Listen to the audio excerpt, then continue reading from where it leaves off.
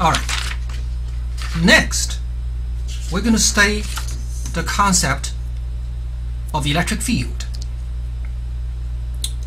First of all, the electric field is what's called a working concept. What is a working concept? It's something that we invent or something we define to make our job easier. Okay.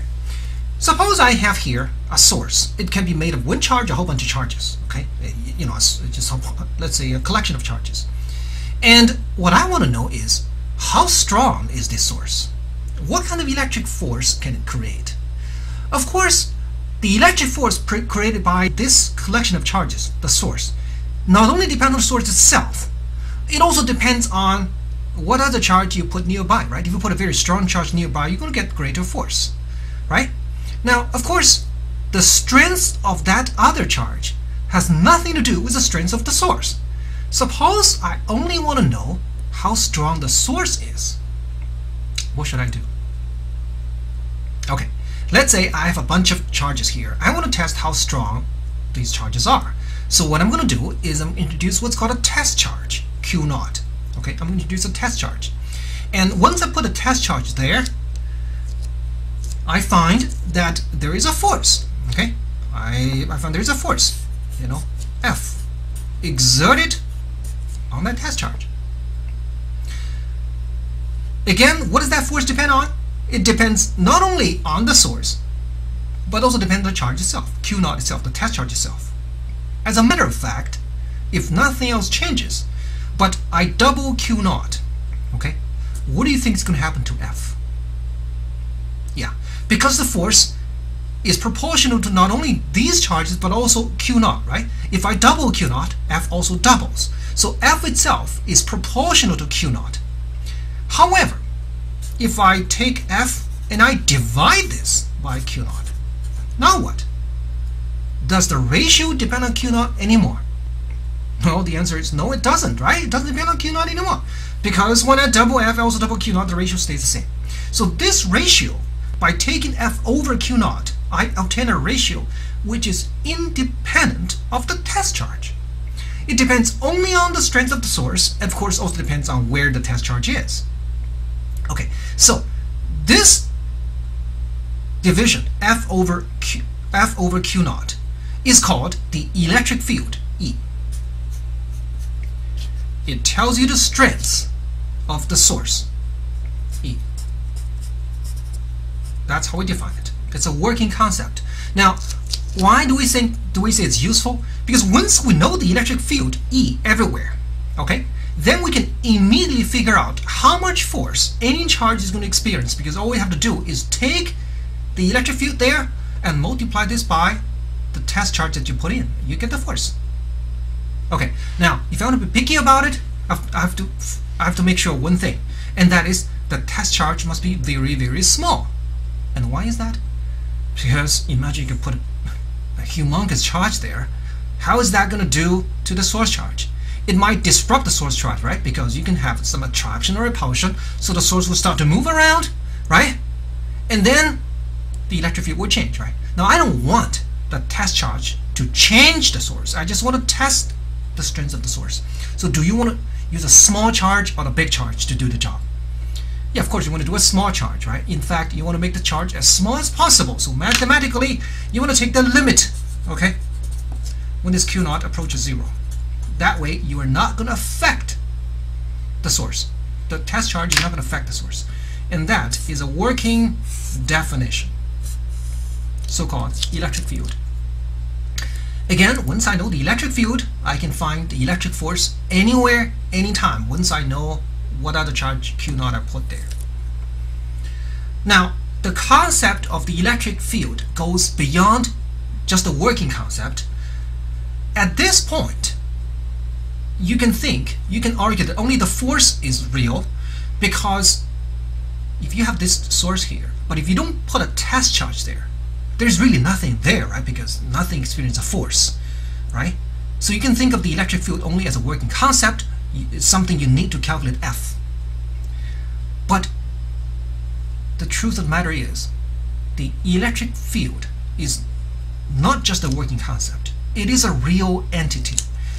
And that is, even if there were no test charge there, okay, just the source, right? Just the source. The very fact that you put some electric charges here will create an electric field around it without the test charge. The test charge is only there to test how strong the field is, but the field is there. It is a real physical entity. Okay, by putting some source charges here, you have changed the physical nature of the space around it. How do I know that? Well, you will learn later, okay, in a later chapter, that electric fields have energy themselves, and that energy is present without even a test charge. So when you put a source charge here, you introduce an electric field with energy all around it. Of course, energy is real, right? Energy is associated with matter, so it is a real entity. It is not something just, you know, mathematically defined. Rather, it is a real physical presence.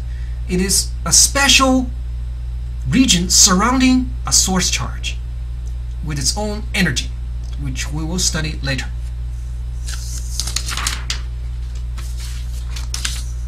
Alright, now let's look at the electric field of a single point charge. Okay, I've already discussed a real physical entity because the electric field has energy.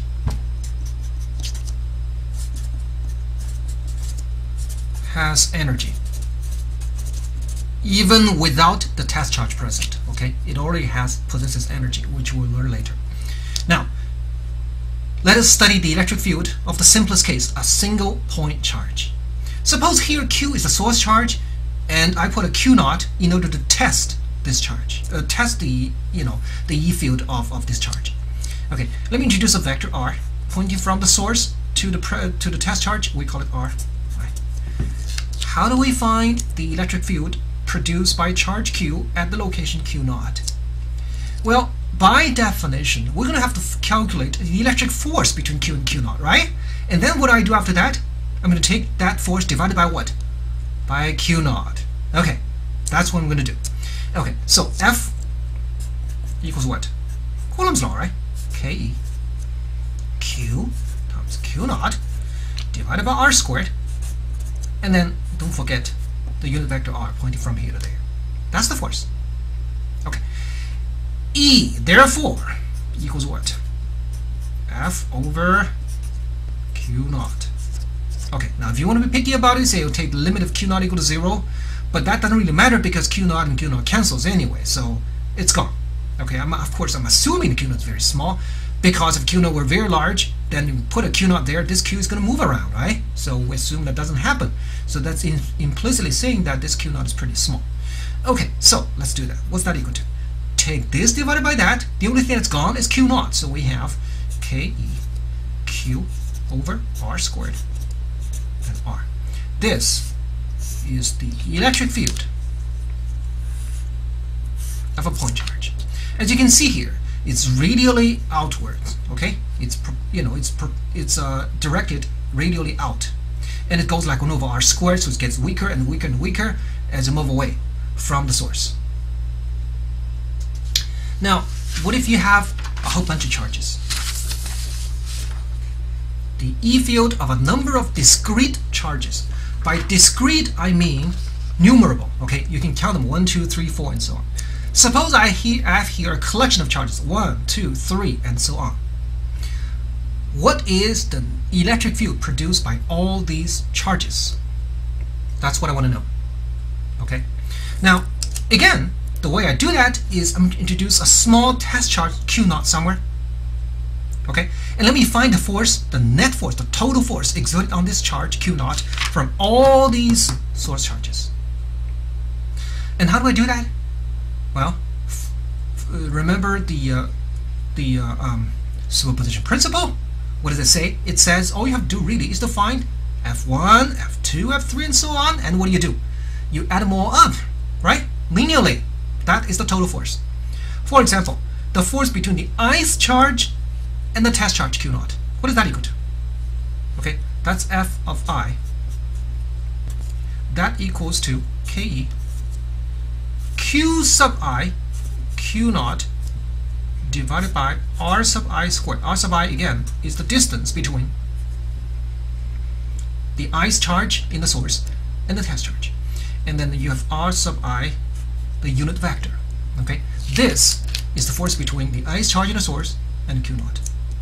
By superposition principle, what is the total force exerted by all these charges on Q naught? All you have to do really is the sum over F sub I, right? So F is the sum of F of I. Okay, and then that is the sum Ke Qi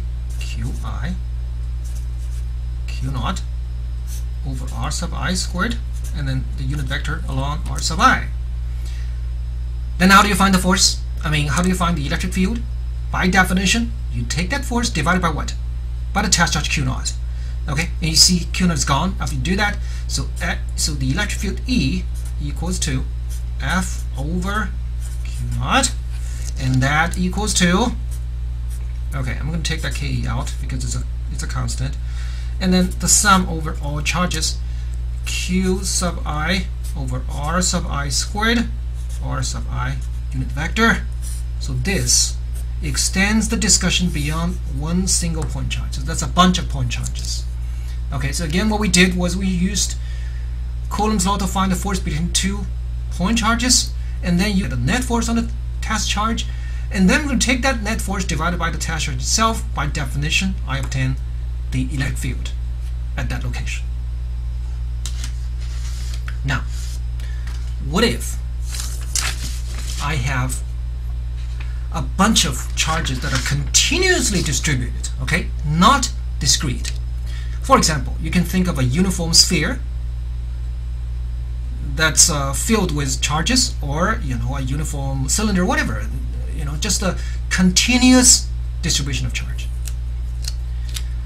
In calculus, we learn how to deal with continuous objects, right?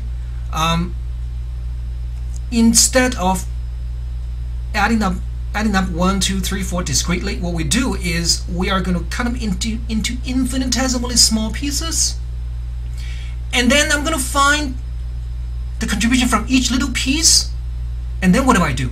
I sum it all up by integration, right? So the first step is I'm going to chop it into small, infinitesimally small pieces. So this little piece is called dq, okay? And here is a test charge Q naught. The first thing I'm going to do is to find the contribution to the electric field at this location from dq, okay? And to do so, I need to identify this vector here.